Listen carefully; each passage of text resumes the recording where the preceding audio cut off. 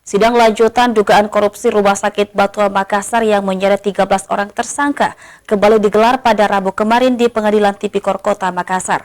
Agenda pemeriksaannya terkait pemeriksaan saksi.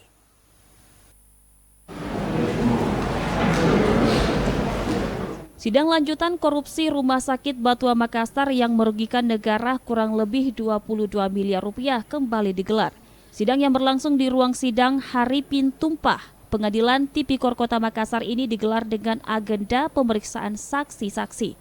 Dalam persidangan, jaksa penuntut umum menghadirkan 5 orang saksi, masing-masing Muhammad Banibal, Surahman, Darman Sioga, Romi Pisco, dan Nur Anggia.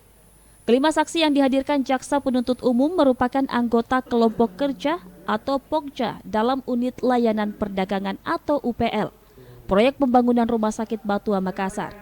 Sebelum memberikan kesaksian, kelima saksi terlebih dahulu diambil sumpahnya oleh majelis hakim. Sidang sendiri digelar secara terbuka. Ardi Caho, Selebes TV.